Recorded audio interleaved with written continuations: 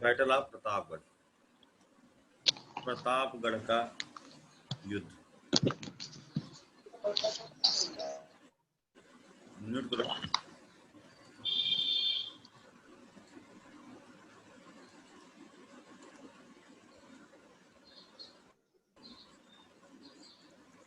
Good morning sir. Date बहुत ज़्यादा important नहीं होती है, सीक्वेंस इम्पोर्टेंट है, और किससे लड़े थे वो इम्पोर्टेंट है।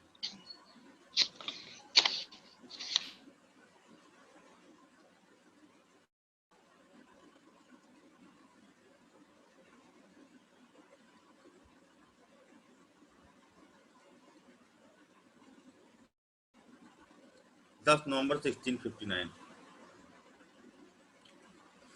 प्रतापगढ़ यहाँ का प्रतापगढ़ नहीं है, यूपी वाला एक छोटा सा पठारी क्षेत्र है,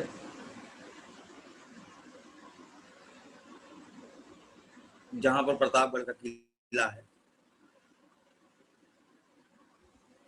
सतारा महाराष्ट्र में, मतलब उसी बगल ही।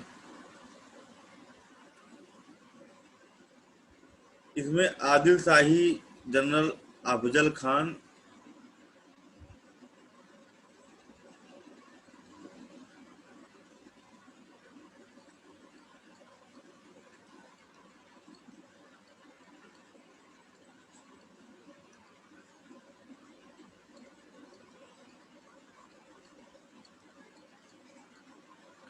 अफजल खान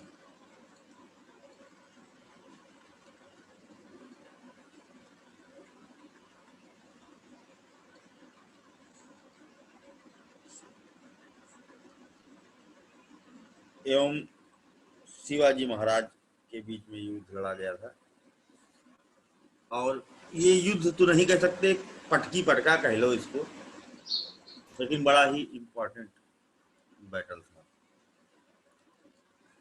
इसमें क्या था कि काफी लंबा इन दोनों का तनातनी चल रहा था, और अफजल खान ने तरीका निकाला कि इनको हराने का एक दूसरा तरीका है, लोग जज्बाती होते हैं, इनको इनवाइट करके किसी तरह से मारा जा सकता है। तो इन्होंने संधि का प्रस्ताव भेजा इनके पास, शिवाजी के पास में, कि चलो संधि कर लेते हैं, ये रोज रोज का लड़ाई झगड़ा ये सब खत्म करते हैं, जो किले विले जीते हो कुछ करके अपना एक्सचेंज ऑफर लगा करके ऐसा कर लेते हैं, सेटलमेंट कर ले, आदिल शाही किंगडम और मराठा किंगडम के बीच में कोई रार न रह जाए। लेकिन शर्त ये रहेगी कि तुम निहत्थे आना, हम भी निहत्थे आएंगे, ठीक है, और तुम बिना सैनिक के आओ, हम भी बिना सैनिक के आएंगे, केवल 10-10 लोग को अलाउड है बस, ज्यादा ज्यादा 10 लोग। उन्होंने क्या हो, हम ये जा रहे थे, तो लेकिन जीजाबाई ने कहा कि ऐसे नहीं जाना चाहिए उनको, क्योंकि भरोसा नहीं किया जा सकता है। कहे लेकिन ठीक है, भरोसा नहीं किया जा सकता, लेकिन हम चीटिंग इस तरह से सीधे संधि करने जा रहे हैं, तो इस तरह से हम आक्रमण भी तो नहीं कर सकते हैं, सेना लेकर के जाएं या हथियार लेकर के जाएं तो हमको अंदर एंट्री नहीं करने देगा।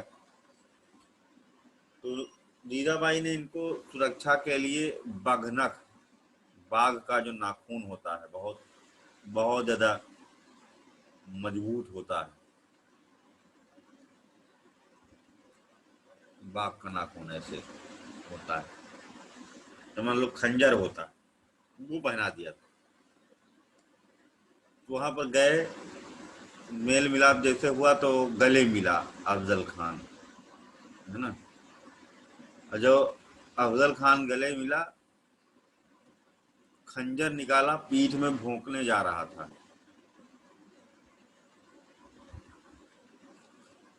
खंजर निकाल करके पीठ में भोंकने जा रहा था, लेकिन तब तक शिवाजी ने पकड़ लिया हाथ, कहा कि देखो हमको भी आता है कुंफू, ठीक है, हम पहले तुमसे थे सावधान, और फिर उसके बाद इनका हाथ हाथ मरोड़ करके बढ़िया पटकी पटका जो पटकी पटका।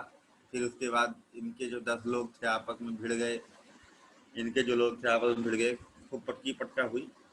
उसके बाद इन्होंने निकाल करके खंजर भोंक दिया। ठीक है, तो इस तरह से क्या कहते हैं, इनको विजय हासिल हुई। काफी इंटरेस्टिंग युद्ध था।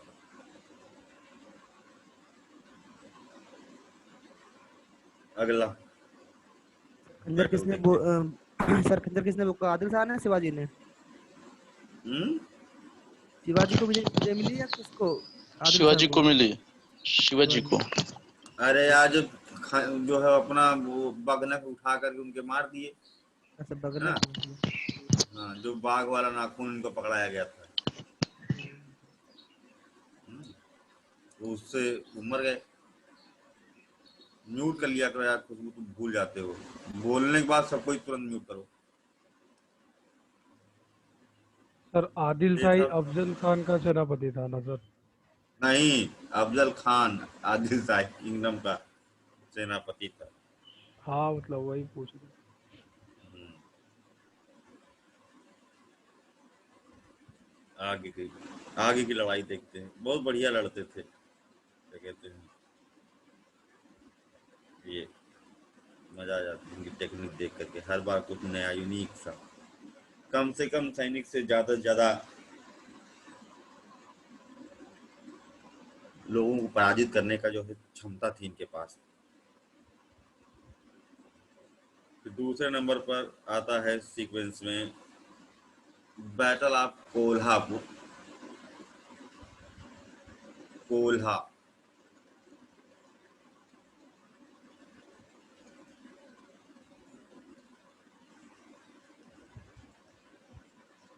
का युद्ध।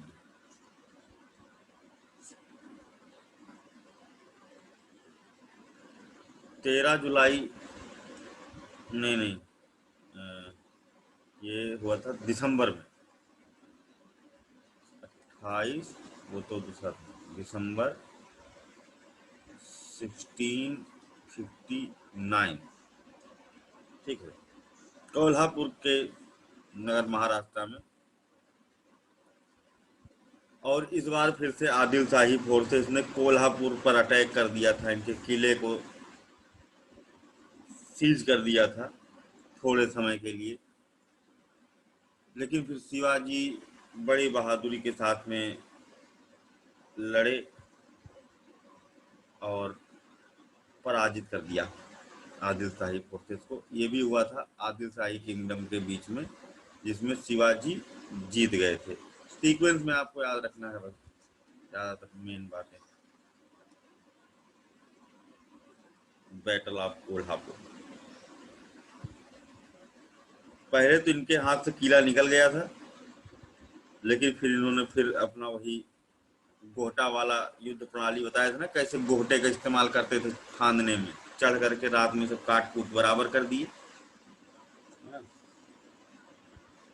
और जीत हासिल कर लिया।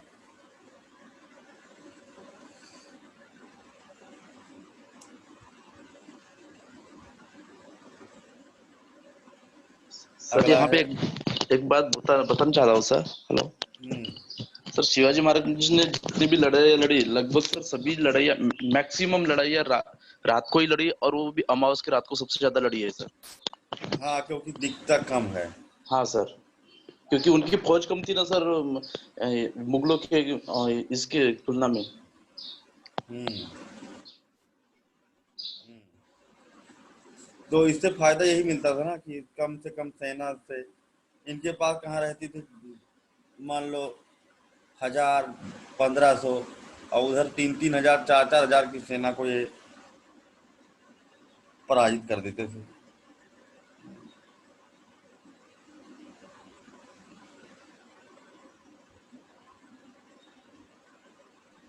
Hello sir. हाँ हाँ, हेलो। सर एक बात बोलूं? हाँ हाँ। सर अभी मैं एक नोवेल पढ़ रही थी, तो जो ये हाँ राजनीति में भाई भतीजावाद वाला होता है ना पैटर्न, हाँ हाँ उसके लिए भी इन्हीं के युद्ध का उदाहरण दिया गया था कि जैसे क्या गोह एक बार क्या चिपक जाती है, हाँ उसके हाँ बाद उसके पीछे पीछे सारे सिपाही अपनी मंजिल तक पहुंच जाते हैं।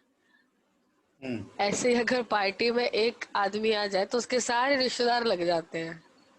अरे वाह, ये तो बहुत बढ़िया चीज बताया। बहुत गजब की चीज है तो, है ना। जी। हम्म। ये बिल्कुल सही है। अब उठा करके देख लो, चाहे इनका राहुल गांधी परिवार उठा के नेहरू के बाद से देख लो, सब चिपके चले आ रहे हैं। अब ये गोहटा चिपका हुआ है, हमको लगता है गोहटा सोनिया गांधी है। और सर बहुत यहाँ ही। पर बोला गया है उसको जो सरकारी पद से चिपके रहते हैं। जैसे कभी कभी सेक्शन का चुनाव नहीं हो रहा है तो हम्म होता है ना, 4-5 साल तक बैठक ही नहीं हुई, नया अध्यक्ष ही नियुक्त नहीं हुआ, हम्म वही सोनिया गांधी तो चिपकी है वो। हम्म। और बड़े चिपकाए हुए अच्छे हैं, से और लोग डिफाइन किया। रिटायरमेंट नहीं दे देती। हाँ। हम्म।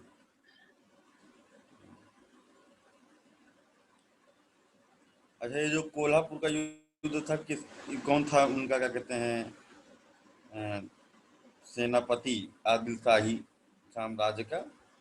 तो यहाँ पर रुस्तम जमा, अफजल खान तो मर गए हैं। रुस्तम खान अब की भेजे गए हैं, रुस्तम खान, जो पराजित हुए थे उसमें, रुस्तम जमा।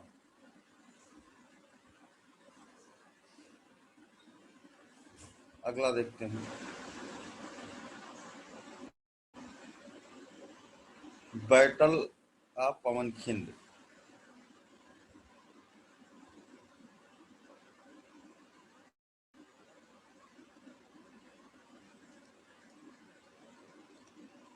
लालू प्रसाद यादव के पूरे परिवार, हाँ, और इनका भी क्या नाम है, मुलायम सिंह यादव का पूरा परिवार। मायावती ने परिवार बसाया ही नहीं, ये तो उनका भी मुझे लगता है।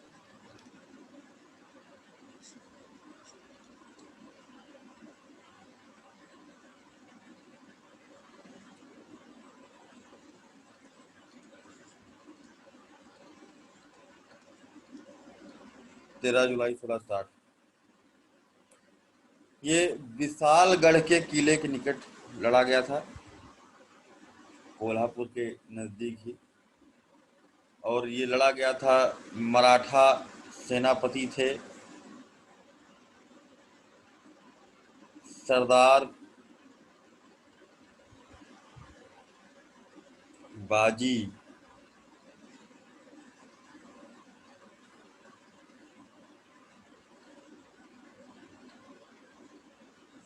प्रभु देश पांडे।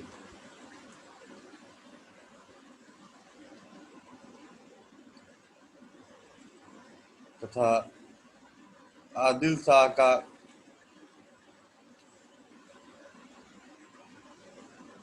जो वो था सेनापति, सिद्धि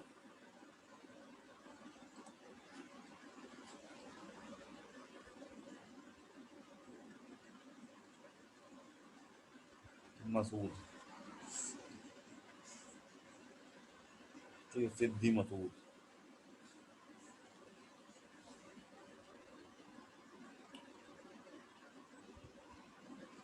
इसमें भी जीत हुई थी।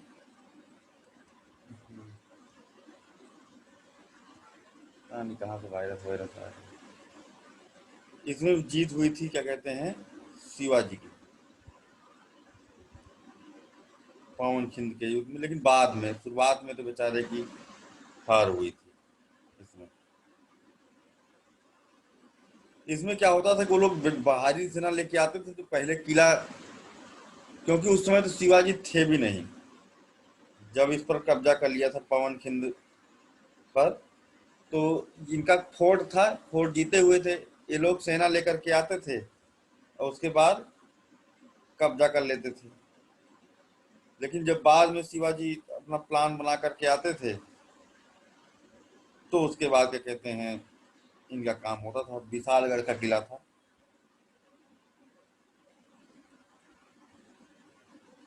और उसके बाद जीत जाते थे। सिद्धि जौहर का नाम सत्य कर दिया था इसमें। उस समय रूलर थे जब ये सब घटना चल रही थी। आदिल शाही किंगडम का शासक कौन था, पेपर में ये भी क्वेश्चन आ सकता है। अली आदिल शाह द्वितीय।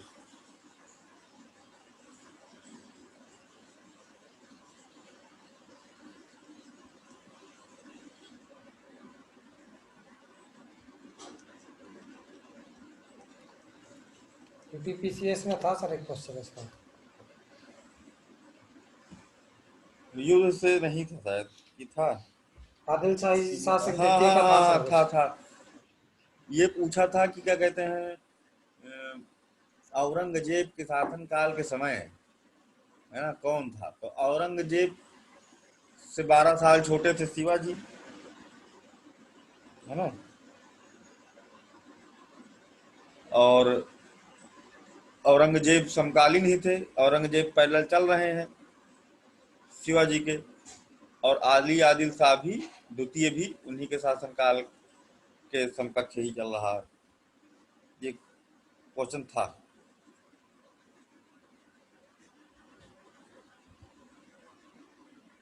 अब इसका थोड़ा सा पीछे का देख लेते हैं। तो एक बाजी प्रभु देश पांडे थे, जिन्होंने पमनखंड के युद्ध में सिद्दी मसूद का काम तमाम किया था। मसूद अजहर, इनका काम खत्म कर दिया था। और आगे बढ़कर के इन्होंने घोड़खिंड पर कब्जा कर लिया। एक नई जगह भी इन्होंने आगे बढ़कर के कब्जा कर लिया था।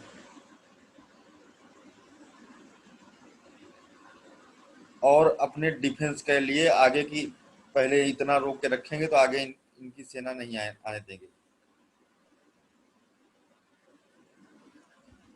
इनका इस युद्ध में इनके भाई साहब फूला जी प्रभु देश पांडे, ठीक है, इनका नाम था बाजी प्रभु, उनका नाम था फूला जी प्रभु देश पांडे।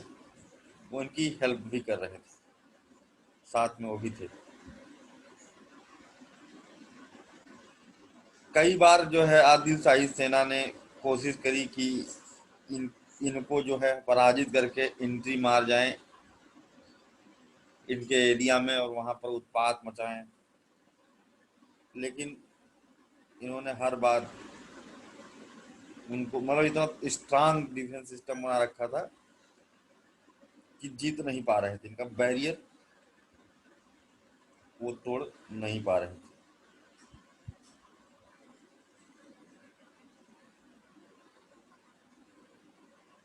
अंत में पराजित हुए, ठीक है। जब इन्होंने मार्ग चेंज करके कि यहाँ पर डिफेंस लगा हुआ है, यहाँ से हम अटैक ना करें, हाँ, हम जो है अटैक करें दूसरी जगह पर, जहाँ पर कि जो है मतलब जिस साइड में हमको एंट्री मिल जाए। तो जब ये विशालगढ़ के किले पर हमला करते हैं, लेकिन तब भी शुरुआत में ये किले पर कब्जा करने में कुछ हद तक समर्थ होते हैं, तब तक की पूरी सेनाएं आ जाती हैं, इनको मार करके वहीं से भगा दिया जाता है। इनका राम नाम समाप्त हो जाता है, पराजय मिलती है।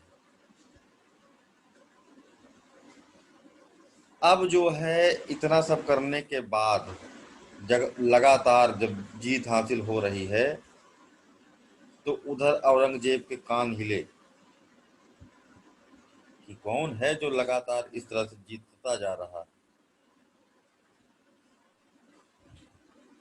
तब कंसीडर किया करे कोई तगड़ी शख्सियत आ गई है शिवाजी के नाम से। जो सबकी नाक में दम कर रहा है, और टैक्स मिलना भी बंद हो गया है। बहुत सारे लोग उसका जो पैकेज चलाया हुआ था वो स्वदेश मुखी वाला, वो ज्वाइन कर लिए थे, सुरक्षा संधि एक तरह से, और प्लस उसको टैक्स भी दे रहे थे। इससे उनको बचत भी हो रही थी, नहीं तो उनका टैक्स ओवर हो जा रहा था। तो उसने सेना भेजी, यानी कि ये वाला युद्ध जो है आदिल शाह के बीच में नहीं हुआ था,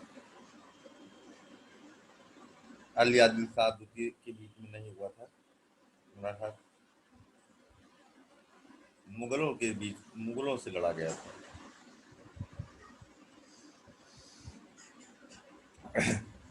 पुणे के निकट है चाकन का किला।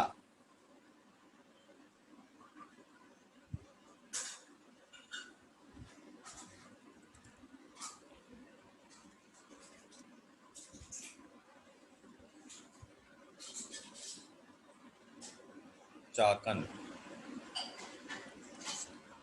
पुणे के निकट है।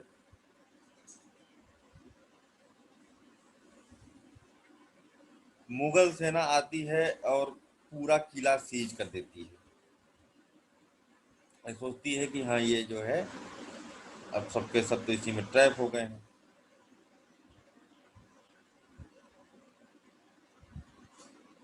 और हालांकि अंत में यही होता है कि मुगलों को वापस जाना पड़ता है, क्योंकि आए दिन ये हमला होता था। 3-4 दिन के अंदर जो है इनकी सेनाएं पूरी तरह से समाप्त कर दी गई और बहुत बुरी पराजय हुई।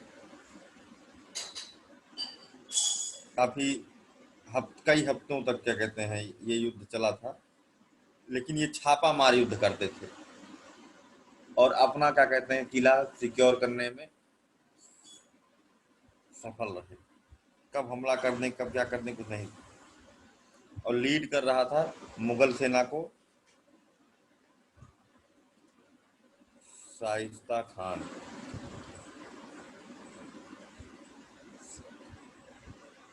शाइस्ता खान जो है मुगल सेना को लीड कर रहा था।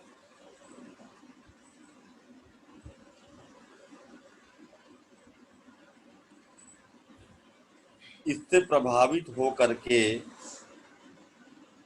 कि किस तरह से गजब लड़ता है ये, तो आए दिन सेना में इधर सप्लाई करता हूँ, काट कूट बराबर कर देता है, फिर सेना में सप्लाई करता हूँ, फिर रात बिरात पता नहीं कब भी है अटैक करके जो है काम खत्म कर देता है। ये भी 1660 में लड़ा गया था, कई हफ्तों चला था। अंत में शिवाजी चाकन के किले को आजाद कराने में सफल रहे थे और औरंगजेब ने इनको कहा माउंटेन रैट।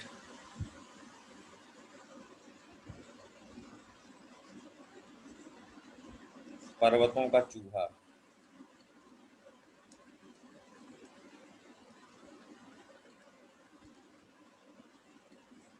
किधर से निकलता है, किधर बिल में घुस जाता है, कुछ पता नहीं चलता है। जैसे चूहे नहीं करते हैं, रात बिरात गए, कपड़ा काटे, ये किए वो किए, उसके बाद दिन में सब छुप गए। और पहाड़ों पर लड़ने में इनको एकदम रण कौशल हासिल था। अगला युद्ध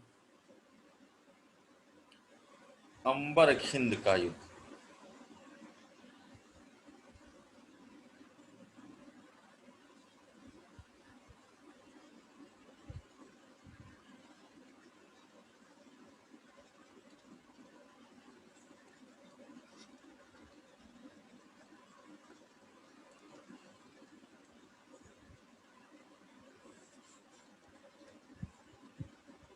तीन फरवरी 1661 को लड़ा गया था सह्याद्री की पहाड़ियों में। और इस बार जो युद्ध हुआ था शिवाजी और मुगल जनरल करतुलुब खान ये क्वेश्चन था क्या? यही वाला क्वेश्चन था क्या? क्योंकि ये नाम हमने कहीं पेपर में देखा था, जब बना कुछ याद आ रहा है हल्का हल्का। क्वेश्चन तो ये नहीं था सर, हम्म, कुछ और करके था। अच्छा। शाइस्ता खान वगैरह का इसमें नाम था उसमें। 3 फरवरी कह सकते हो, 2 फरवरी या 3 फरवरी, इनमें से कोई, है ना?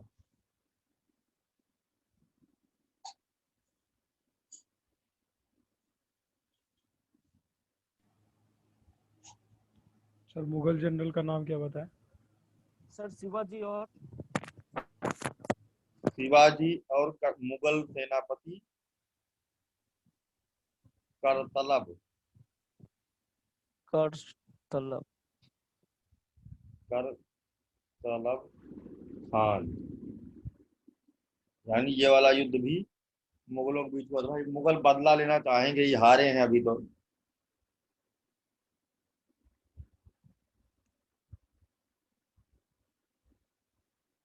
और राय बागान,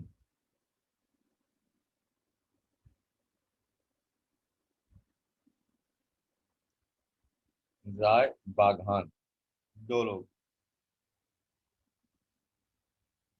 राय बागान का मतलब होता है रॉयल टाइगर। ठीक है।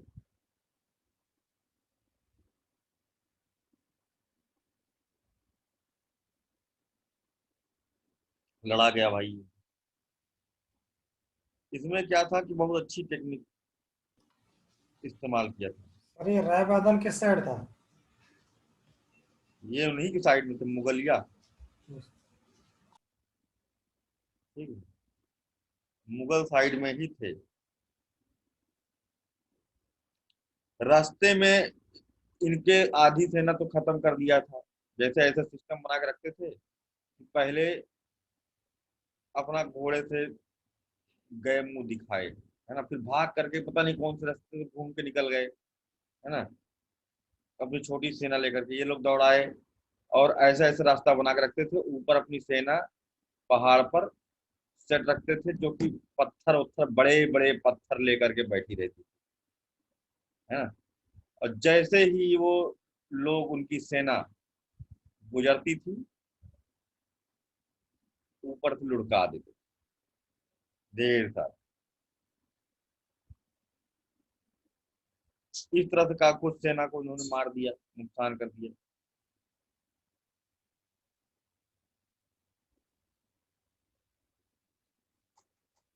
और उसके बाद जब डायरेक्ट युद्ध हुआ, तानाजी मूवी। हम्म,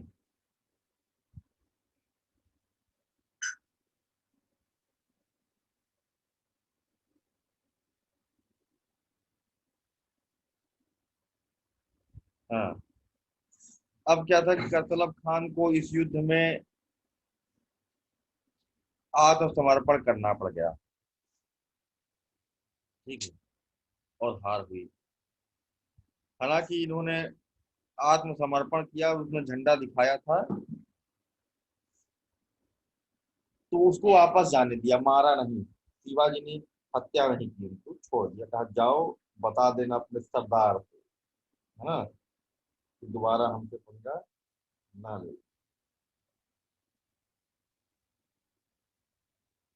यहाँ पर इस युद्ध में जिसने डिफेंड किया था, उनका नाम था नेताजी पालकर।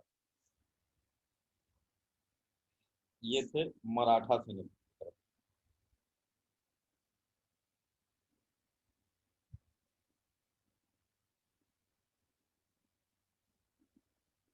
शिवाजी ने इनको वही किले पर रोक दिया, कहा कि तुमको किले की देखभाल करना है, क्योंकि मुगल फिर से अटैक करेंगे, अभी वो शांत नहीं बैठेंगे, है ना। तो इसलिए एकदम सतर्क रहना, सजग रहना, जागते सोते रहना, कभी भी अटैक हो सकता है। तो बात तो सही।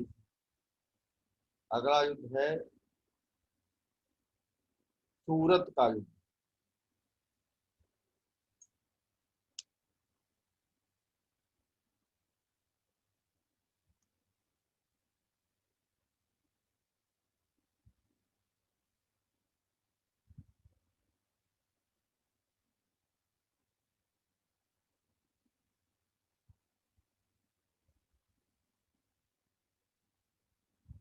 अंबर हिंद के युद्ध में अंग्रेजी सेना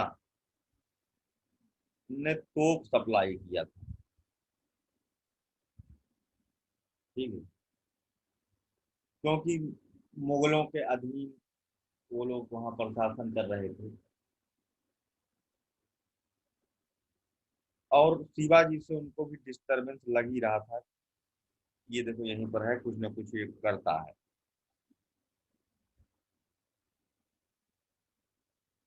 तो ये बात बिल्कुल पची नहीं शिवाजी को। शिवाजी ने कहा कि हम जो है इसका प्रतिशोध लेंगे।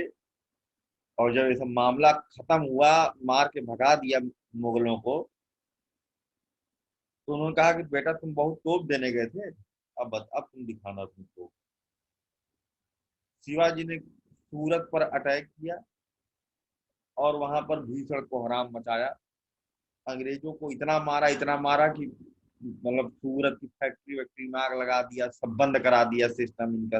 बहुत नुकसान हुआ था अंग्रेजों का जब मराठों ने सूरत पर कब्जा कर लिया था। सूरत को सीज कर दिया पूरी तरह से और अपने कब्जे में ले लिया। तो क्या था कि अब उधर से सेना भेजी जाएगी। मुगल सेना डिफेंस करने के लिए आती है। ठीक है, इनायत खान के नेतृत्व में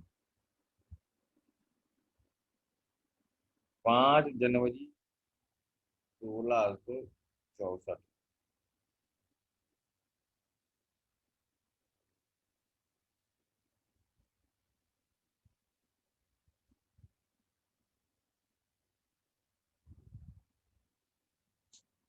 और छत्रपति शिवाजी महाराज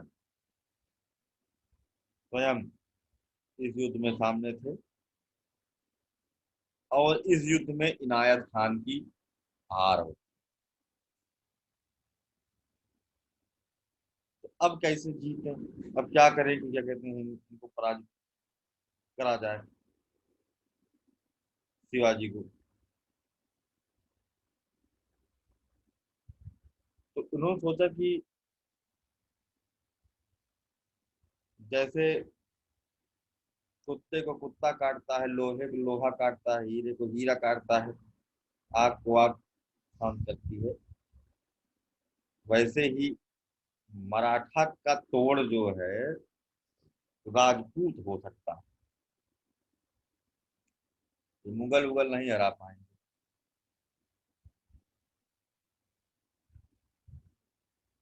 अब इसमें संधि भी होगी। अब अभी हार जाएंगे, अब जा करके हारेंगे इतना जीतने के बाद। बता दें, वो भी अपनी गलती की वजह से बहुत ज्यादा ओवर कॉन्फिडेंस और उसमें नहीं आ जाना चाहिए।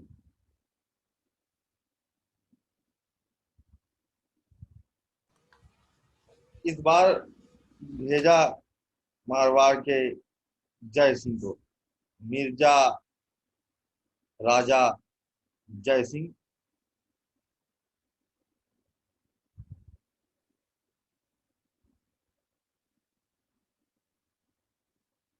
राजस्थान।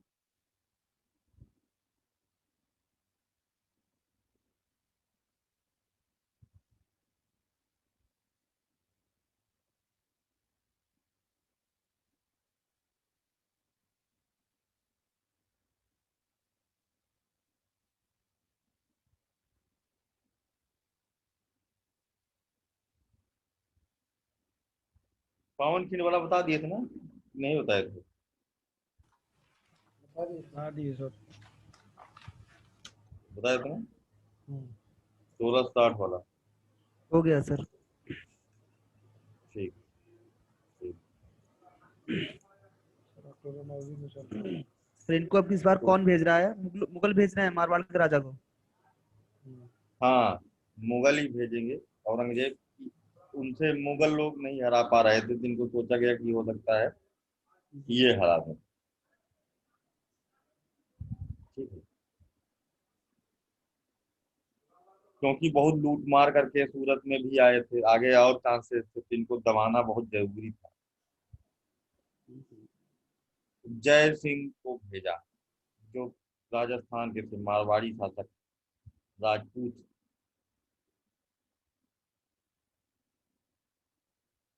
और इनको घास में लड़ने का अच्छा खासा अनुभव था। मारवाड़ी घास भूमि में पले बढ़े लड़े आदमी, इनको पहाड़ पर लड़ने का अनुभव नहीं था जयसिंह को, जबकि शिवाजी को पहाड़ पर लड़ने का अच्छा खासा अनुभव था, लेकिन घास में लड़ने का अनुभव नहीं। अब यहाँ पर एक तो जयसिंह आक्रमण करने गए हैं, ऊपर से लड़ाई करने के लिए निमंत्रण दे रहे थे, क्योंकि इनको अपनी औकात पता थी। पश्चिमी घाट के जो पूर्वी ढाल है, महाराष्ट्र में बहुत लंबी लंबी घासें पाई जाती हैं। दुनिया में सवाना की सबसे लंबी घास जो है यहीं पाई जाती है।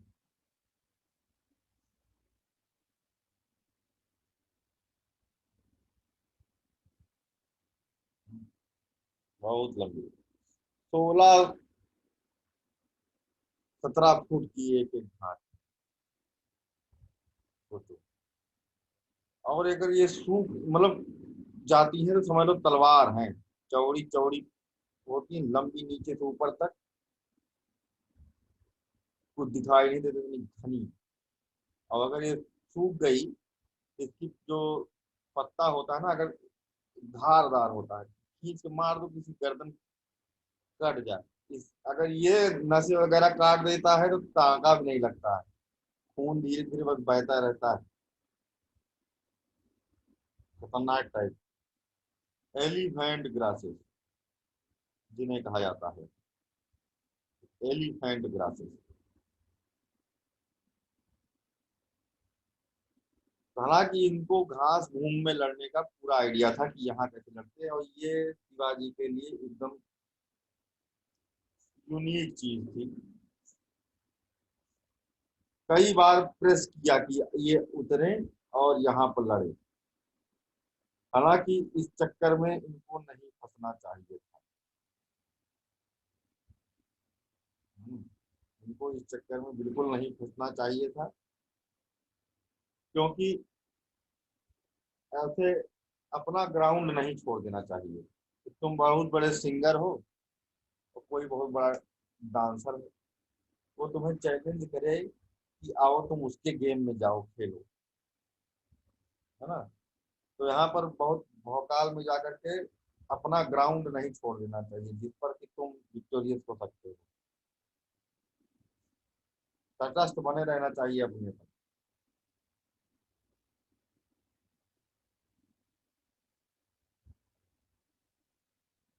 इसमें क्या होता है, शिवाजी लेकिन आ जाते हैं ओवर कॉन्फिडेंस में।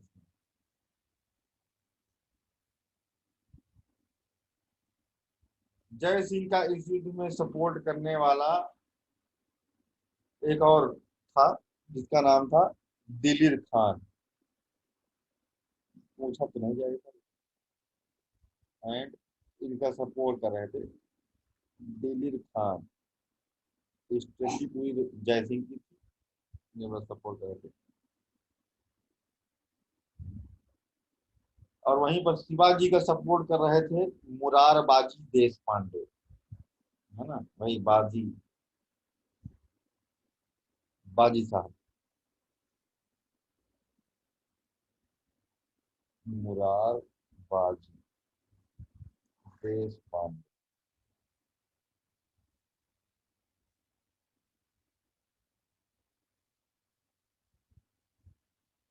इसमें क्या हुआ कि शिवाजी पराजित तो हो गए भाई, है ना।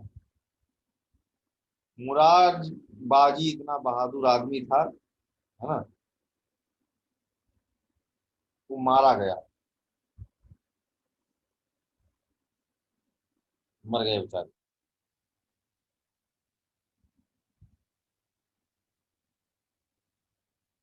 और उसके बाद शिवाजी को पुरंदर की संधि करने के लिए जय सिंह ने मजबूर किया, और कहा कि आपको पुरंदर की संधि करनी होगी। ये जो लड़ा गया था 2 जून 1665।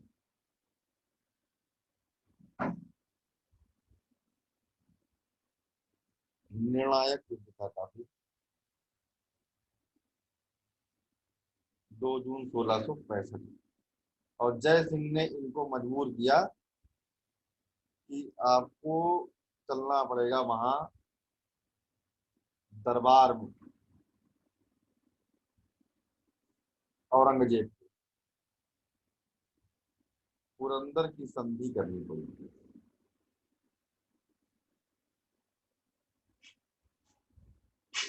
फिर किया पुरंदर।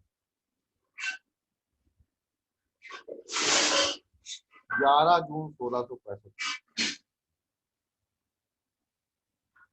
इसका डेट इंपॉर्टेंट है, इसका डेट पूछा जाता है, पुरंदर की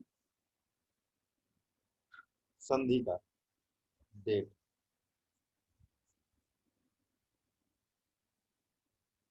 जिसमें जय सिंह और इनके बीच ये टिकी हुई थी।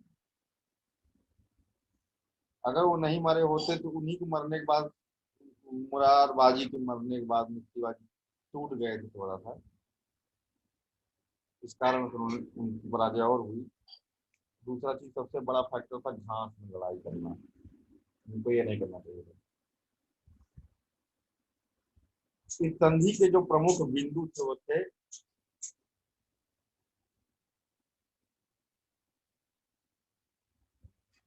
जो शिवाजी महाराज थे उनके पास लगभग 23 किले ही रहेंगे, ठीक है।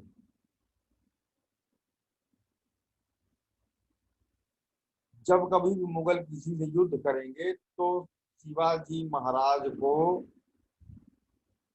वहां पर मुगलों का सहयोग करना होगा।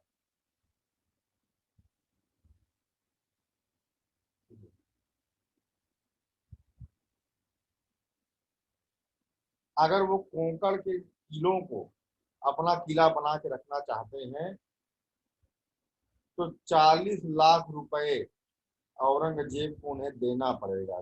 कई सारे किले थे कोंकण में शिवाजी के, तो उनका या तो इन किलों को छोड़ दो, मुगलों को दे दो, जबकि ये उनके आदिल शाह से जीते हुए किले थे, मुगलों से इसका कोई मतलब नहीं था। लेकिन मुगल लोग भी मतलब इसमें अपना धांगला रहे थे, वो जो किले जीते हुए हो वो हमको दे दो, या फिर अगर तुमको अपने पास ही रखने हैं तो 40 लाख रुपए दो।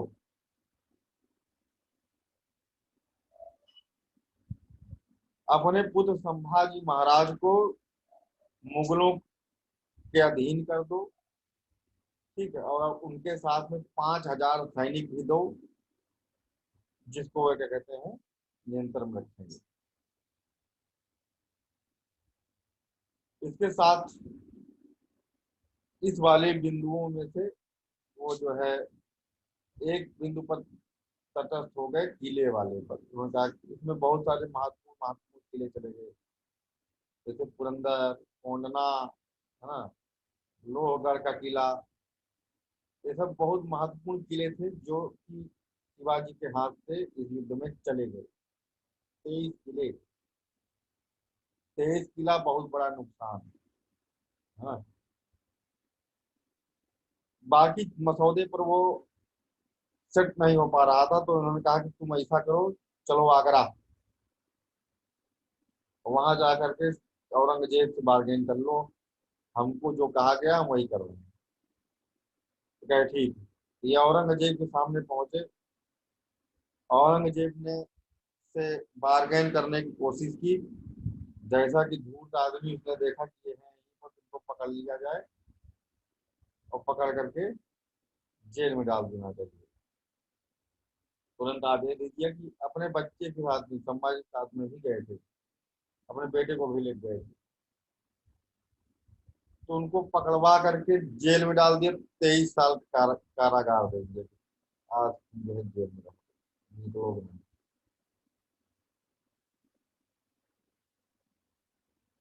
अब शिवाजी मौका देख रहे थे कि कैसे निकला जाए यहाँ से, मतलब जेल में बंद हो गए। सोचो, आगरा की जेल में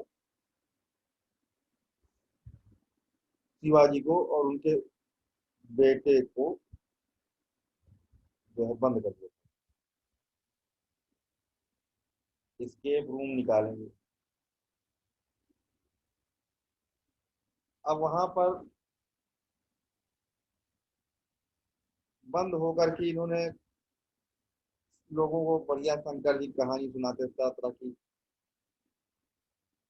बातें बताते थे, और वहां से भागने की कहानी भी इनकी बहुत गजब बुद्धि वाली बात है।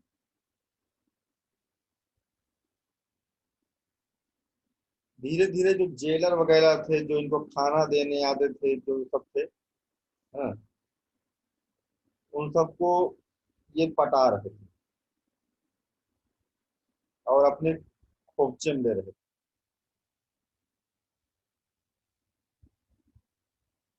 12 मई 1966 ये हुआ था कि 23 साल तक का कारागार दिया गया था। 12 मई 1966 को औरंगजेब 50 साल के हो गए थे। 50 पूरा कर लिया था औरंगजेब, तो अपना बर्थडे पार्टी मना रहा था। सर 1966 नहीं सॉरी, 1666, 1666, 17 हाँ साल सर। में निपट गए थे सर। 1666 को, 12 मई 1666 को 65 में तो जेल में डाले गए थे शंभू जी और ये। तो 12 मई 1666 को 50वां पूरा कर चुका था औरंगजेब अपना, और बहुत बड़ी ग्रैंड पार्टी रखा था। और उसी में क्या था कि शिवाजी ने किसी तरह से अपना सिस्टम तैयार करके कुछ लोगों को मेल मिलान करके अपने से फूलों की टोकरियां जो आ रही थी बड़ी बड़ी। अब हमको ये नहीं समझ में आता, लिखा तो यही गया था कि फूलों की टोकरी उठा गए थे, लेकिन फूल की टोकरी बहुत बड़ी होती है, मतलब उसमें कैसे कोई लेकर कुछ चल सकता है। फूल की टोकरी उतनी बड़ी तो नहीं मिलता, इंसान होता है, कुछ रहा होगा, कोई बड़ी फूल का पात्र रहा होगा, 4-5 लोग नीचे उठाते रहे होंगे।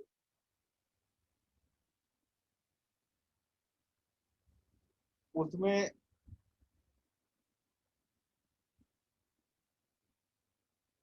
एक पंडित जी थे, है ना, उनका नाम था पंडित गोविंद परमानंद। किसने किसने मदद की थी यहाँ से निकलने में, उनके बारे में जानना जरूरी है।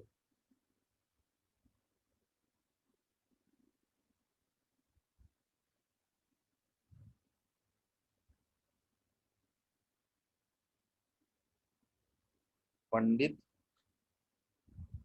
गोविंद परमानंद।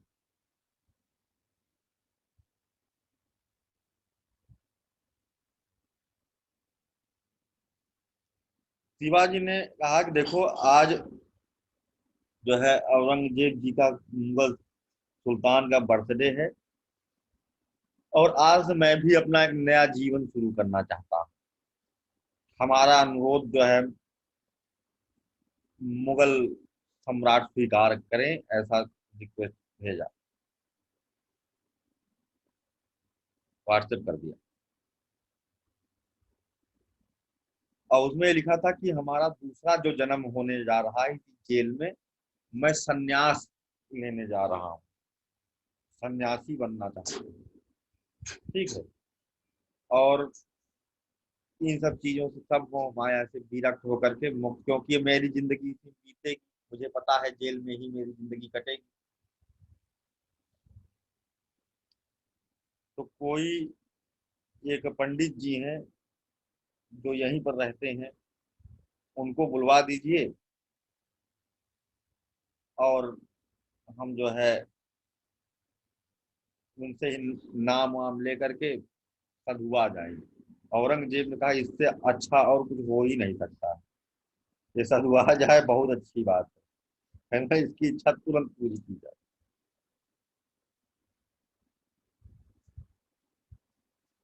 और उन्होंने कहा कि हम फकीर बन जाएंगे, फकीर बनने के बाद में और किले जो हमारे पास है, घोड़े हाथी, सब हम उनको देने के लिए तैयार हैं मुगलों को, क्योंकि हमको किसी चीज का है नहीं। हाँ।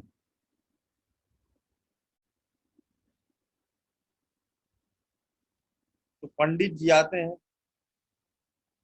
ठीक है, कबीर परमानंद जी इनसे मिलने और उनको पूरा प्लान बताते हैं कि भाई बर्थडे आने वाला है और ऐसा ऐसा सीन है और ऐसा ऐसा कर देना और ये खबर पहुंचा दो। तो कहे ठीक है। तो जब बर्थडे का सेरेमनी होता है, एक लोग होते हैं जिन्होंने अपनी जान का बलिदान किया शिवाजी के लिए, नीराजी राव।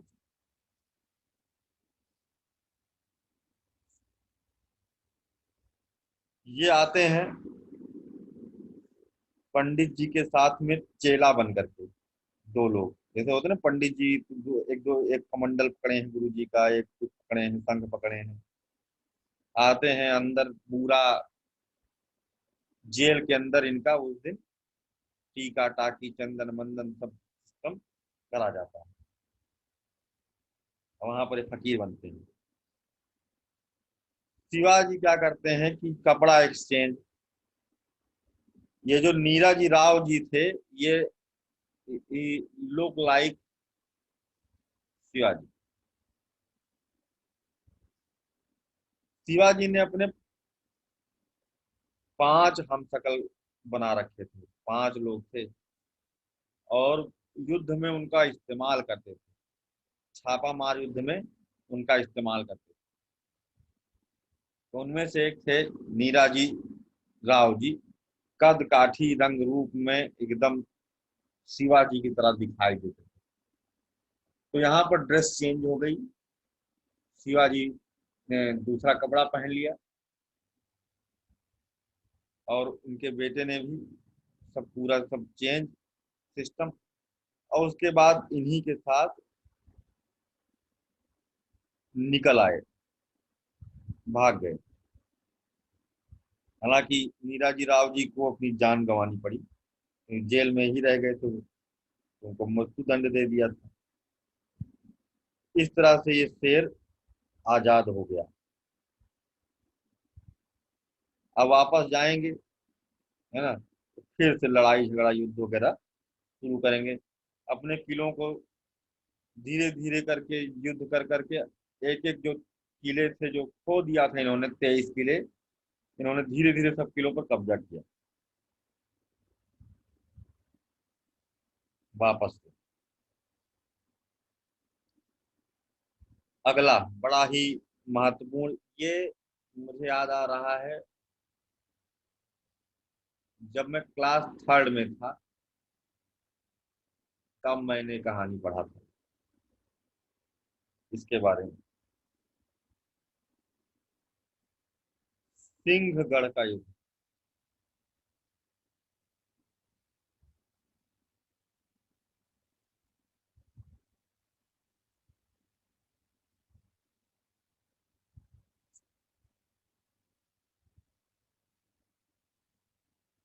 4 फरवरी 1670।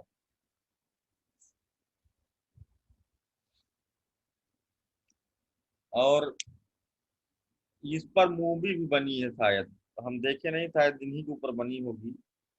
तन्ना जी, मूवी तन्ना जी बनी है ना? क्यों, मराठा पे ही है कि कुछ और है उसमें? इसी पे है सर। अच्छा, मराठा ही। ठीक है। हाँ, जो हमने कहानी पढ़ा था उसका शीर्षक था गढ़ आया पर सिंह गया। क्यों रितुल जी, अभी बच्चों के सिलेबस में ये वाली है कहीं कि नहीं? इतिहास में ये वाला चैप्टर अब कहाँ होगा, अब तो बदल गया होगा।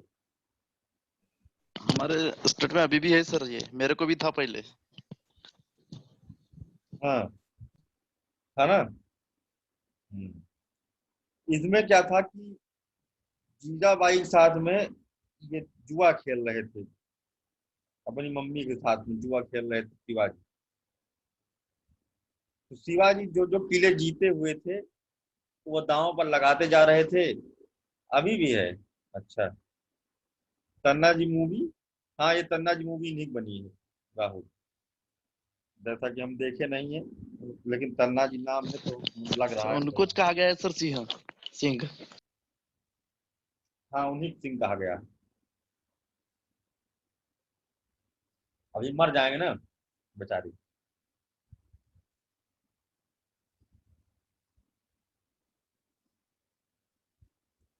तो धीरे धीरे जुए में शिवाजी एक एक किला जो जो इनके पास था कब्जे में,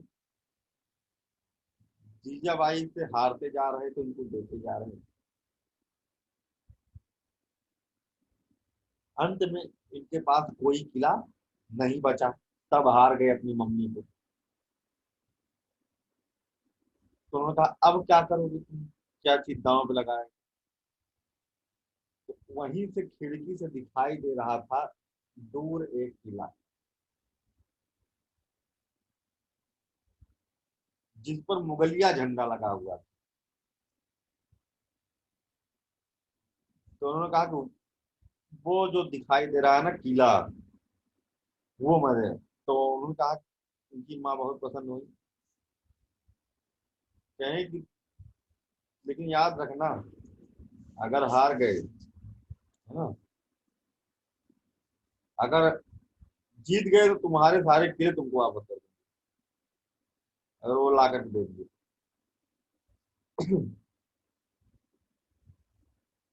इसको ध्यान रखना। तो सुबह उन्होंने कहा कि सुबह होने के पहले ही ये किला आपको हम दे देंगे, यहाँ पर मुगल नहीं, इस पर मराठा झंडा फहराएगा।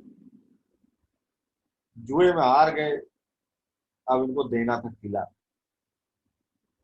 इन्होंने फिर तन्ना जी मलूसरे को सेनापति बना करके भेजा।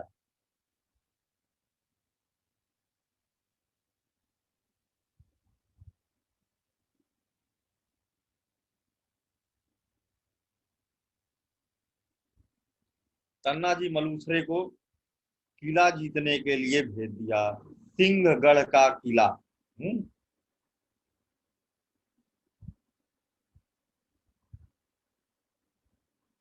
किले का, अच्छा इसका जो असली नाम था वो था कोंडना।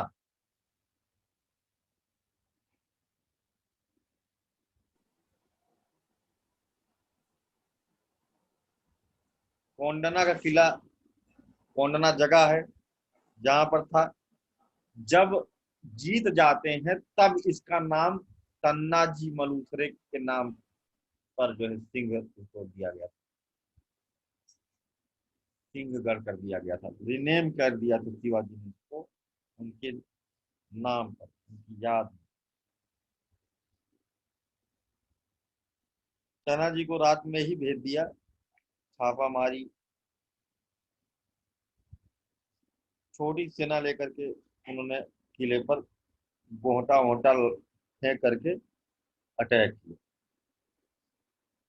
किले में का जो संरक्षक था, मुगल संरक्षक, उदयभान हम्म, उदयभान था ना सर वहाँ पे। उदयभान, उदयभान राठौर,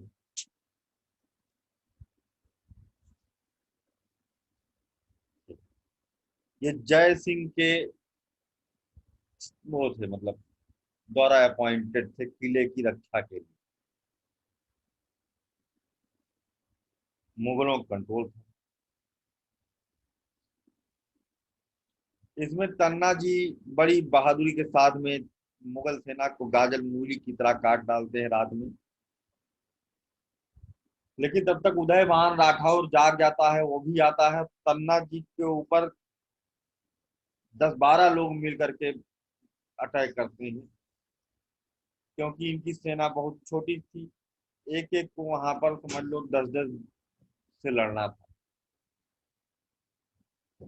बड़ी बहादुरी से तन्ना जी लड़े, है ना, उन सबको मारा, लेकिन बहुत ज्यादा घायल हो गए थे। इन्होंने उदयभान राठौर को मतलब ऐसा सीन था, कहते हैं कि इन्होंने उदय भान राठौर को तलवार भोंक दी, उदय भान राठौर ने इनके तलवार भोंक, है ना।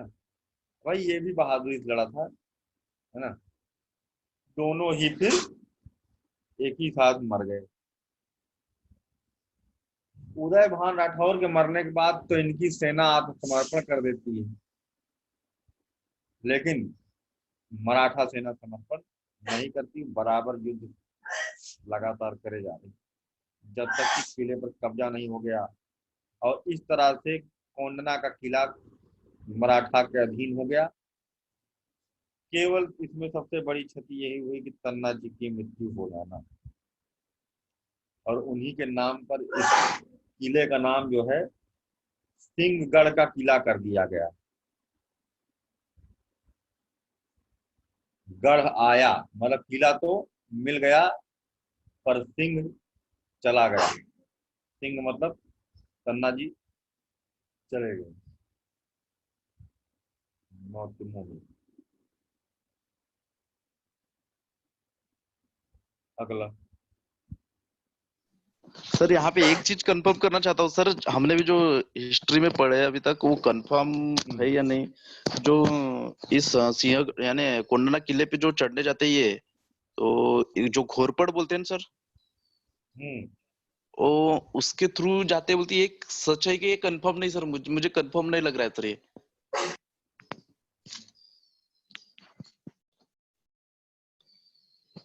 हाँ। हेलो। हाँ सर। हाँ बताओ। सर ये कंफर्म है कि वही पूछ रहा था मैं आपको कि ये घोरपट के थ्रू जो ऊपर चढ़ते हैं, क्योंकि मेन इससे तो जाते नहीं सर, जो मेन रास्ता रहता है वहां पे तो उनके सैनिक वगैरह रहते किले हैं पर उससे। इतनी आसानी से चढ़ ही नहीं सकते थे ना, इसके अलावा ये युद्ध टेक्निक है। Yes sir. ये जो है युद्ध टेक्निक है, और इसका इस्तेमाल करते थे, और चोर लोग भी इसका इस्तेमाल करते हैं घर फांदने में, ऊंची यस ऊंची। सर। हम्म, ये टेक्निक है सही, लेकिन कहीं पर एनसीईआरटी में मेंशन नहीं किया गया है कैसे यस छापा। सर, क्योंकि हाँ।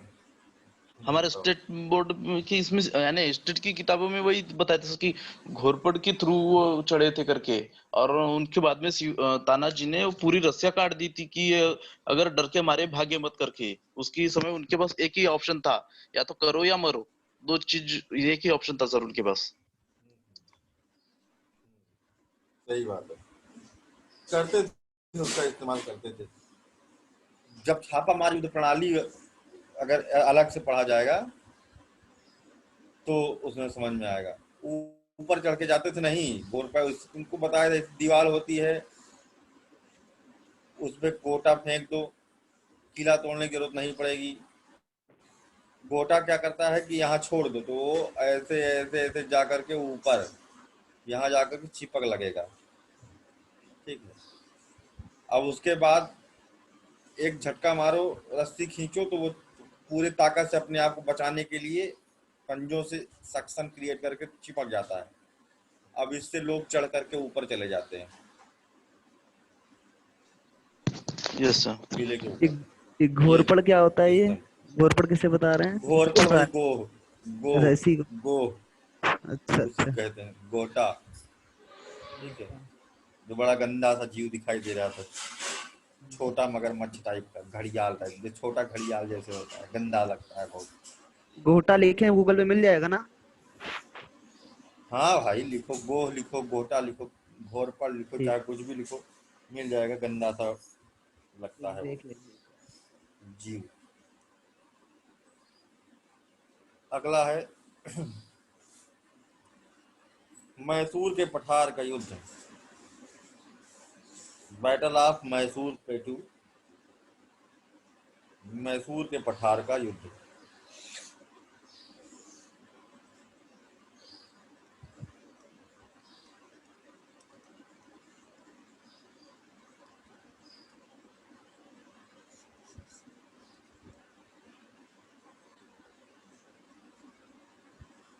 ये इनके बेचारे, इनके घर में ही लड़ाई हो गई। ठीक है।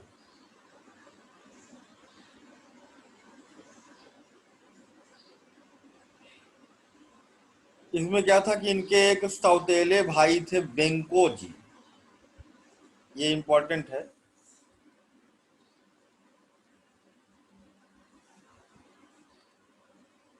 मैसूर का गवर्नर बने हुए थे, मैसूर वाले एरिया में।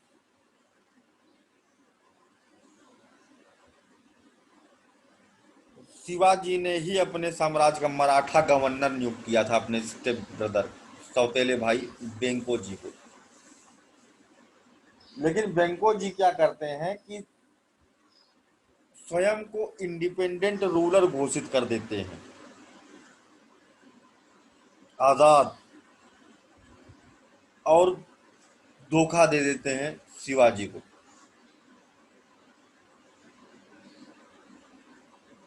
शिवाजी फिर गुस्सा जाते हैं, एक बड़ी भारी सेना लेकर के आते हैं 26 नवंबर 1677।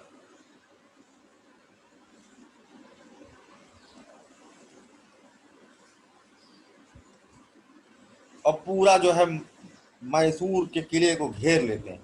कहाँ जाओगे तुम बेटा?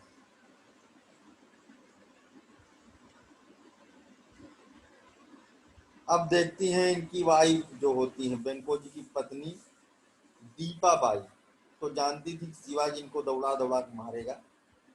हाँ। तो रात में ही जहां पर इनका शत्रु का खेमा लगा हुआ था, शत्रु का क्या मतलब, शिवाजी सीज किए हुए थे, वहां पर जाती है, शिवाजी से मिलती है उनकी भौजी, है ना। और वहां पर उनसे कहती है कि अरे हम जो है उनको डील कर लेंगे, समझा लेंगे, और छोटी सी गलती है, माफ कर दीजिए, दोबारा हमारे भरोसा रखिए, है ना, ऐसा वो नहीं करेगा। भाभी ने कहा, देवर मान गए। ठीक है, जाकर समझा दो।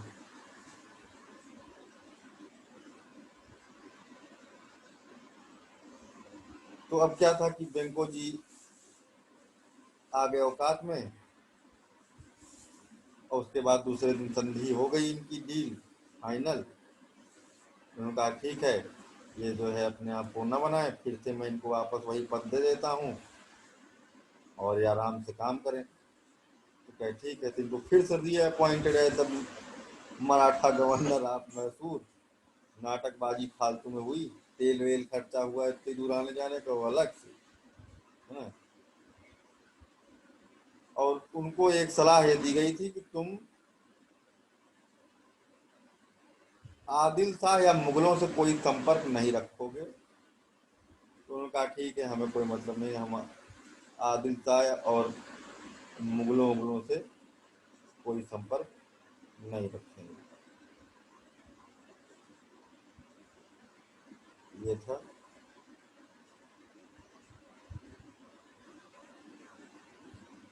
अगला युद्ध, बहुत युद्ध लड़ते थे भाई ये। हालांकि अब कोई बहुत इंपॉर्टेंट बैटल नहीं बची हुई है। बैटल ऑफ कल्याण,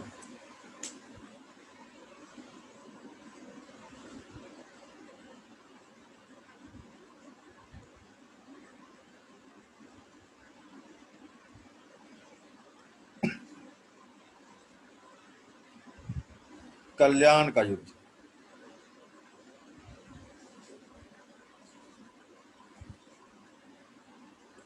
इसमें जीतेंगे मुगल। 1683 में ये युद्ध लड़ा गया था।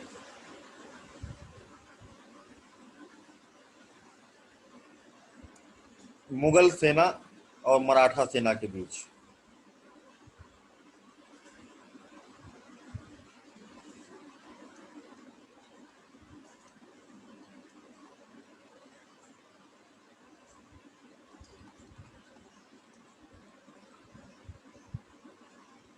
बहादुर खान मुगल सेनापति था।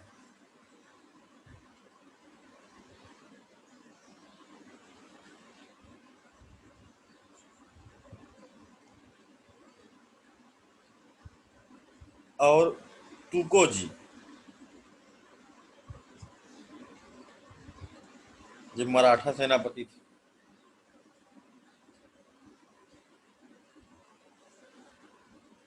और इसमें हुआ क्या था, तुकोजी की मृत्यु और कल्याण पर मुगलों का कब्जा, ये इसका रिजल्ट था। यहां पर मराठा इस युद्ध में हार गए,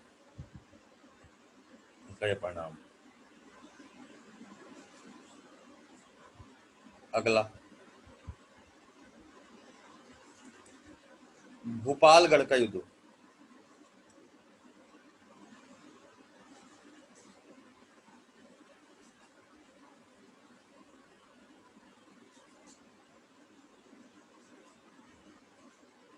बैटल ऑफ भोपालगढ़।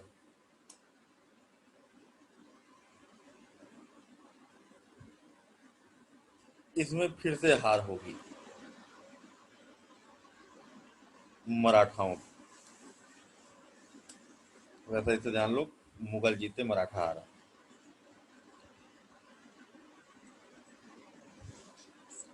बहुत ज्यादा इंपॉर्टेंट नहीं। और इसी के साथ जो इनके प्रमुख युद्ध थे शिवाजी महाराज के, वो सब समाप्त हुए।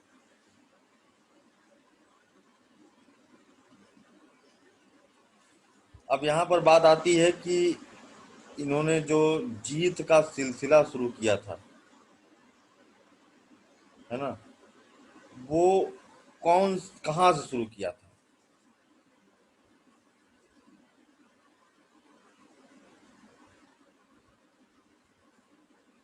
सबसे पहले इन्होंने रायगढ़ प्रतापगढ़ का युद्ध। कोंडा, रायगढ़ जब अपने पिताजी को छुड़वाना था, डैडी को छुड़वाने के लिए। कोंडना और तोरण, 3 किले जीत लिए थे अपने पिताजी को छुड़ाने के लिए, है ना। और इसके एक्सचेंज में अपने पिताजी को छुड़ाया था। ये इनके कैरियर की शुरुआत थी।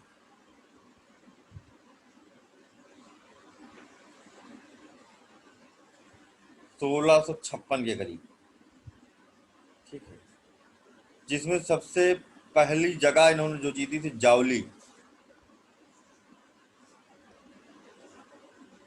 जावली पहला अटैक, जो सबसे पहला अटैक जावली, जहां पर इन्होंने चंद्रराव सेन को हराया था।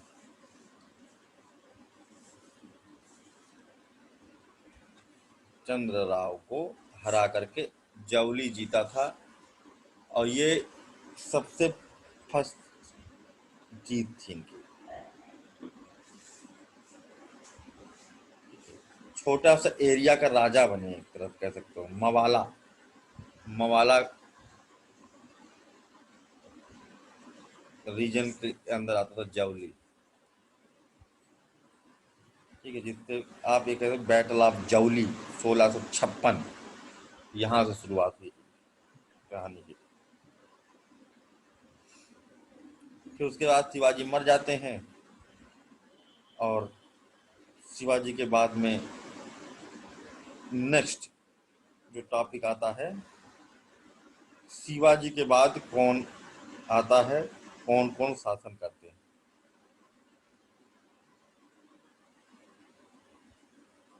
सक्सेशन। जैसा कि जानते हैं कि शिवाजी का जो बेटा था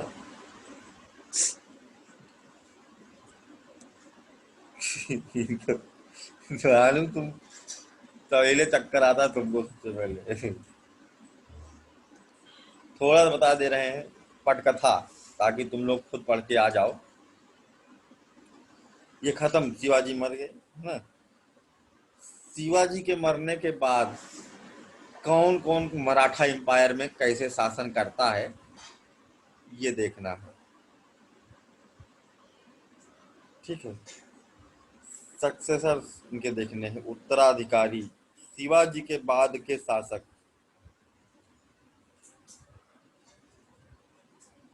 1674 से लेकर के 1818 तक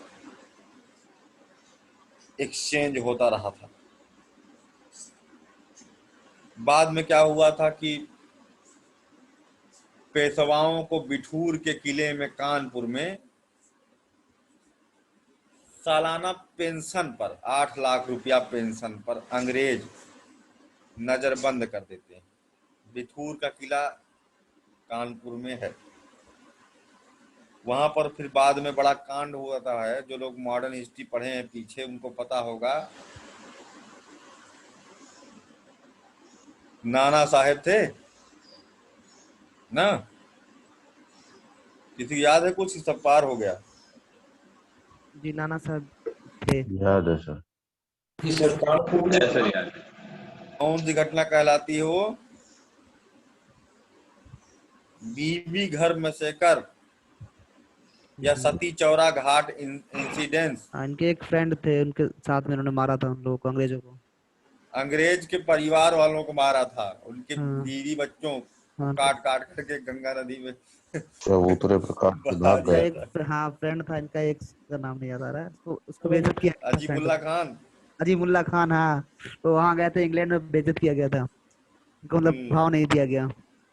पेंशन बढ़वाने गए थे इनकी। हाँ हाँ इन्हीं की पेंशन बढ़ाने गए थे। तो इनको वहां जा करके खत्म हुआ था 1817 में, जब इनको पूरा प्रॉपर्टी मराठा एम्पायर डिसइंटीग्रेट हो गया था पूरा। इनको सबको यहीं ला कर कानपुर में नजरबंद कर दिया गया था। भूतहा कहते हैं, वहां पर अंग्रेजों की आत्माएं टहलती रहती हैं। जब कभी कानपुर जाने का मौका लगे तो जाकर के भूतही स्थल पर जाकर के देख सकते हो। हिस्टोरिकल प्लेस है, पर कहते हैं कि वहाँ जो है कुछ ऐसा है ना? जो कानपुर के कोई होंगे तो बताएंगे, बिठूर के अगल बगल जो रहे वो बेहतर बता पाएंगे वहाँ भूत रहते हैं कि भूत नहीं रहते हैं। किसी को पता है कुछ आइडिया रहते हैं नहीं रहते हैं? वो बताएंगे। रात में अंग्रेजन चुड़ैलें वहां पर टहलती रहती हैं। सर 8 बजे तक तो कोई नहीं दिखा, उसके बाद कोई हो तो मालूम नहीं क्यों गए नहीं। अच्छा, फर्जी बात है ना फिर ये। सर फर्जी जैसे ही लगता है, वैसे तो कुछ ऐसा होता नहीं है, मतलब ऐसा कुछ लगा नहीं नेगेटिव टाइप। कहानियां जानबूझकर फैलाई जाती है ताकि चोर उचक के वहां पर घुस के ये ऐतिहासिक संपदा को नुकसान ना पहुंचाए। मुझे तो ऐसा लगता है।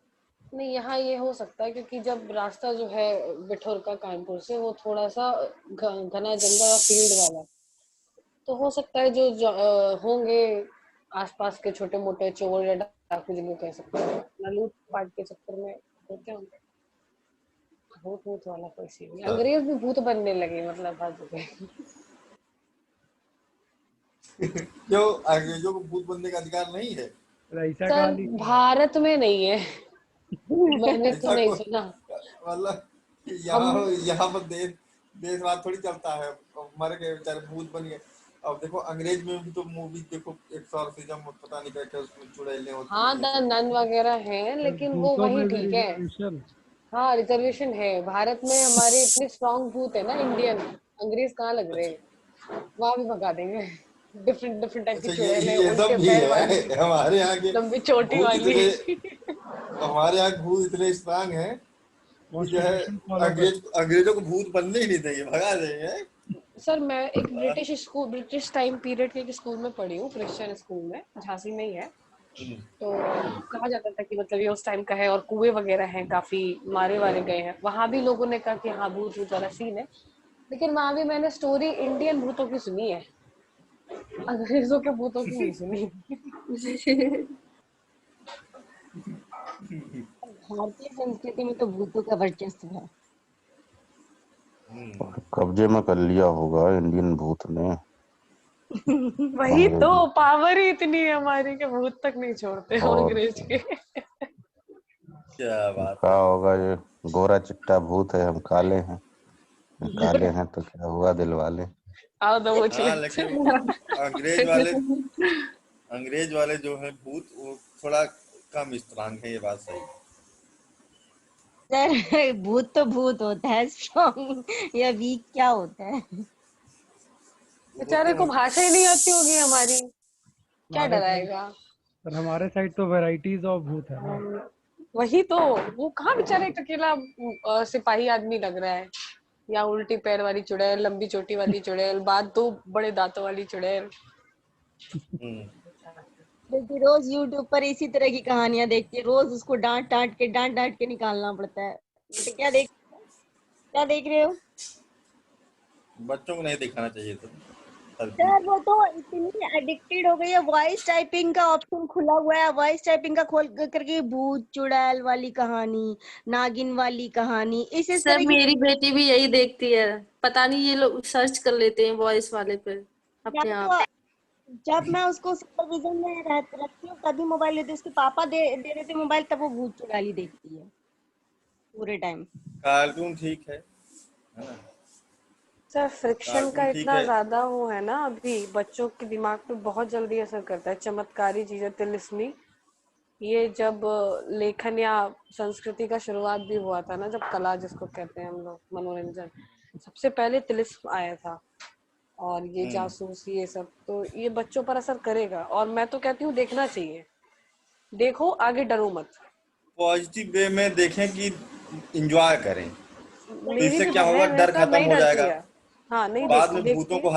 हल्के में लेंगे ये लोग, हाँ सर, अरे वो कुछ नहीं है। नहीं डरती, इतना बड़ा घर है, तो यहाँ से वहां ठीक, अकेले घूमती रहेगी, खूब देखती है। मैं कहा देखो, फिर अच्छे से सही है। देखो। करने की नहीं है सर, बात है बच्चा उसको किस तरीके से ले रहा है। बाल जो चाइल्ड साइकोलॉजी है वो कहता है कि बच्चा शुरू से जब इस तरह की चीजें देखता है तो दिमाग में वो अलग अलग अपना हम्म, कॉन्सेप्ट बिल्ड कर लेता है, और वो चीज हम्म, आगे जा करके उसके पर्सनैलिटी डेवलपमेंट में डिसऑर्डर कर सकती है। हम्म, बाद में एक समझदार होने के बाद जो चीजें देख रहा है वो ठीक है, लेकिन जब 4 साल का 3 साल का बच्चा वो उस स्टेज पर होता है कि उस टाइम वो नई नई चीजें सीख रहा होता है, देख रहा होता है, अब वो लाइफ में जाकर के उसको बहुत मैटर करेंगी, तो इस इसमें टाइप। ममता मैम, पता है क्या होता है कि जैसे अगर 4 साल का बच्चा है, अगर वो देख रहा है ना, तो वो कहानी को नैतिक वे में लेगा, जो उसका एंड होगा कि भाई चुड़ैल मर गई, भगवान की पूजा हुई और चुड़ैल मर गई, तो अगर कोई चुड़ैल आएगी तो मैं भी भगवान की पूजा करूंगा, वो भी मर जाएगी।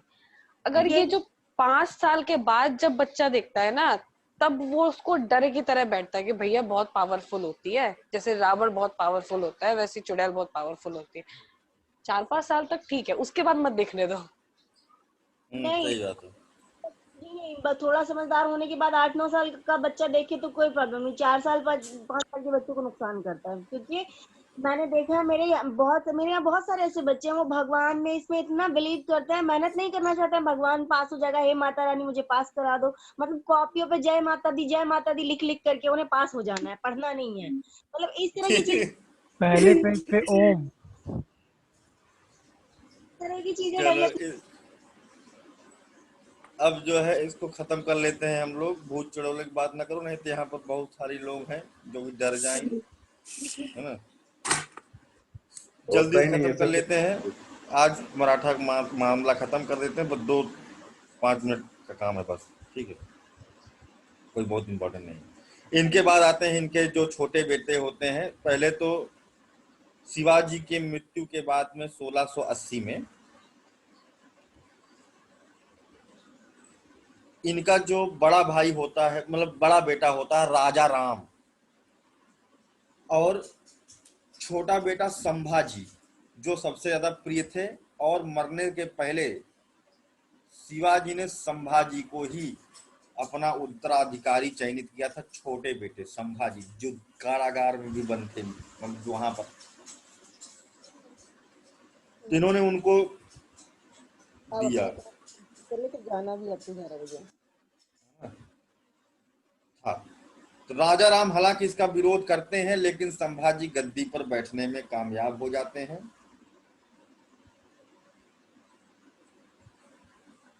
और इन्होंने राजपूतों के साथ में मधुर संबंध स्थापित किए। राजपूतों से जो लड़ाई झगड़ा चल रहा था, इन्होंने उनसे संधि कर लिया, ठीक है। इससे क्या कहते हैं, मुगल एम्परर औरंगजेब ने खुद पहली बार सेना की कमान संभाली थी, क्योंकि दक्कन में लड़ने का उसका पुराना अनुभव था 1682 में। अब की बार पहली बार खुद आ रहा है औरंगजेब सेना लेकर के।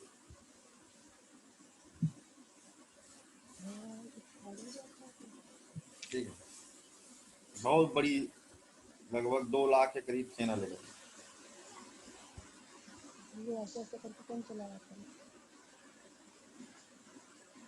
ठीक है। बीजापुर और गोलकोंडा जीतने का क्या कहते हैं इसका टारगेट है।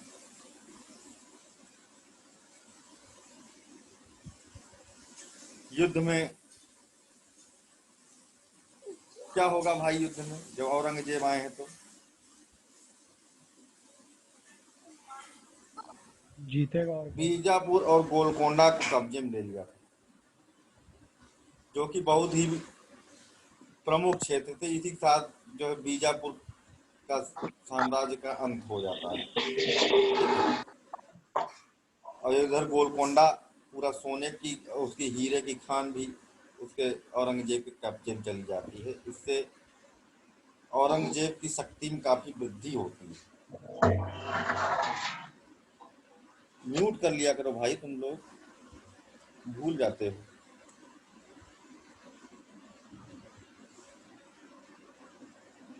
अच्छा, 1688 तक ये शासन करते हैं।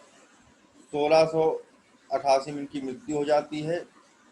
राजा राम, अब मौका इनका बेचारे का आएगा, ये गद्दी पर बैठते हैं।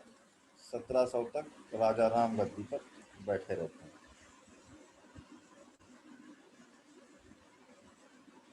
ये राज्य विस्तरण की नीति, उन्होंने राजपूतों से संबंध मधुर किए। इन्होंने राज्य विस्तरण नीति को लगाया था और इन्होंने दक्कन में, दक्षिण भारत में मुगल टेरिटरीज पर कब्जा करना शुरू किया, अटैक मारना शुरू किया। तो इस कारण से मुगल सेना जुल्फिकार खान के नेतृत्व में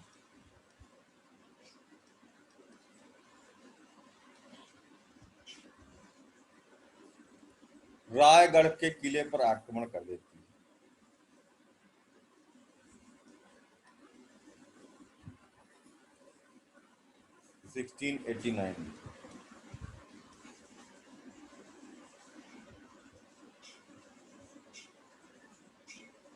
संभाजी के परिवार के जो सभी सदस्य थे एवं उनके पुत्र साहू जी, ये सब कैप्चर कर लिए गए थे, पकड़ लिए गए थे, जेल में डाल दिया गया।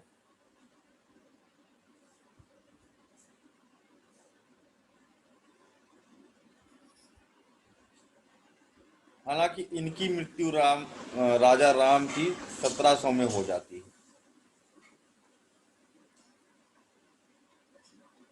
और उधर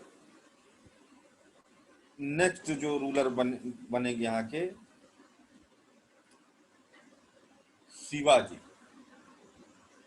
साहू जी बाद में छोड़े जाएंगे, उसको हम बाद में देखेंगे, मॉडर्न में आ जाएगा मामला, या फिर लेटर मुगल पढ़ाएंगे तो बता दें। शिवा, यहाँ पर एच नहीं है, ये शिवा, वो था शिवा, ये शिवाजी है। शिवाजी एंड ताराबाई 7 साल, 1700 से 1707।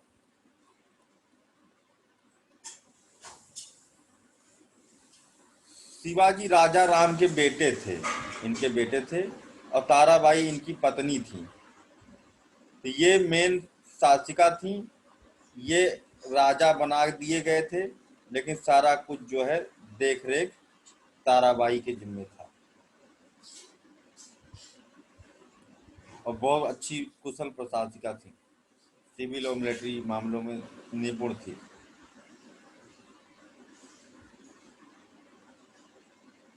इनका जो है पूरा सहयोग जो करता था एक जो पेशवा, बहुत ही बहादुर, बहुत ही शक्तिशाली पेशवा जो कि एक चितपवन ब्राह्मण थे, चितपवन ब्राह्मण थे।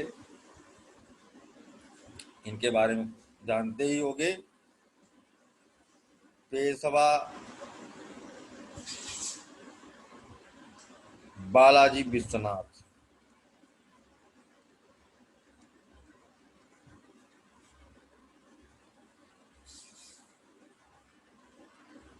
और इनकी मदद से इन्होंने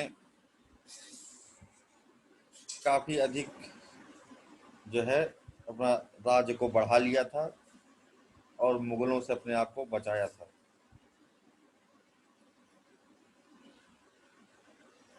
ठीक है।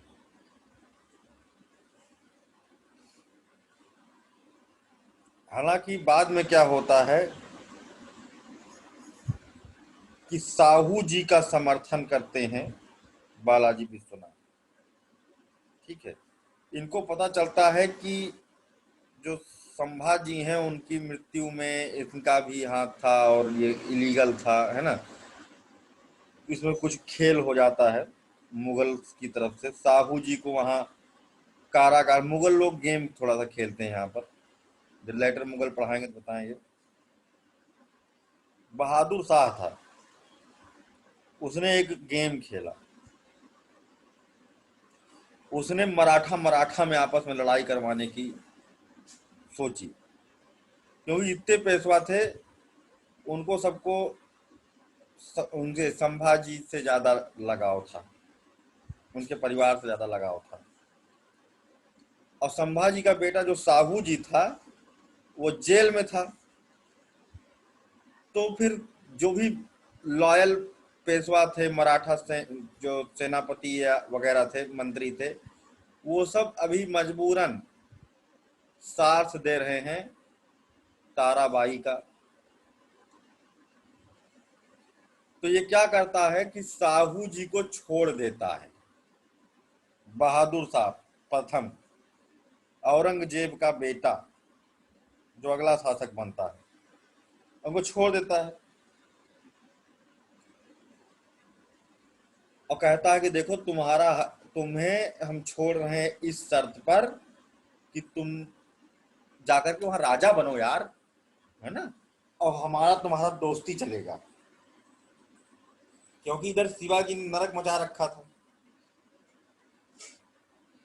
अब पेशवा को तोड़ा जा सकता है साहू जी के माध्यम से, और साहू जी से अगर मुगलों की डील बनी रहेगी, फ्रेंडशिप बनी रहेगी, तो मुगल मराठा फ्रेंड, और जो प्रॉब्लम क्रिएट कर रहा है उसे एलिमिनेट कर दिया जाएगा। और साहू जी के छोड़ते ही पूरा राजतंत्र समर्थन दे देगा, पेशवा लोग समर्थन दे देंगे साहू को,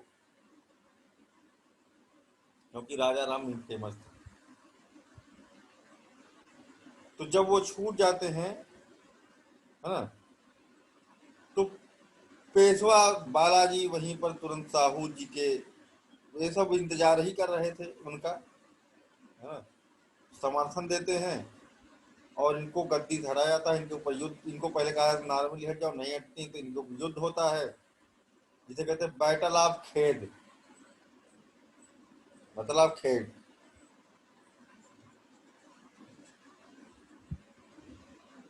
दो अक्टूबर 1707 को लड़ा गया। और इस युद्ध में साहू जी ने छत्रपति बनेंगे। अब साहू जी ने सतारा पर कब्जा कर लिया और ताराबाई और शिवाजी को गद्दी से हटा दिया गया, और अब इन्होंने छत्रपति की उपाधि धारण किया। अब बन गए छत्रपति साहू जी महाराज। लेकिन अगर देखा जाए तो जो रियल कमान अब थी पेशवा के हाथ में थी। पेशवा सिर्फ उभर करके आ गई थी, जो राजा था वो नाम मात्र का राजा रह गया था। रियल पावर जो हुआ करती थी अब पेशवा के पास हुआ करती थी, यानी इसके this battle rise Peshwa ship in Maratha empire.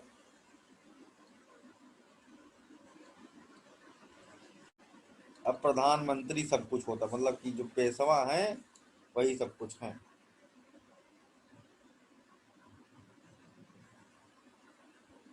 और इसमें एक और चीज होती है, मराठा साम्राज्य दो भाग में टूट जाता है।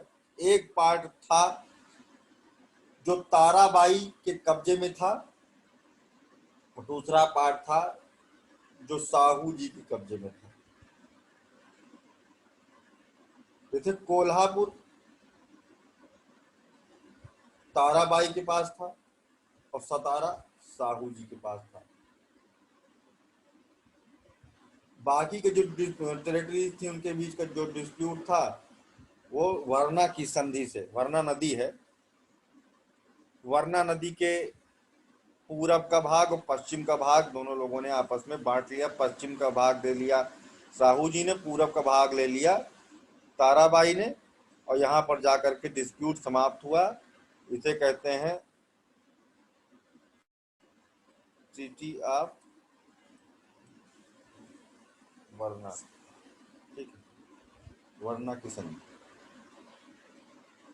से आगे जाकर के ये सारा मामला सेटल हो जाएगा, ठीक है। लेकिन उस समय तक तो ये रहेंगे ही नहीं दोनों लोग। लेकिन मराठा एम्पायर का जो ये डिस्प्यूट है यही स्थान पे। अब हम लोग कल पढ़ेंगे लेटर मुगल, ठीक है,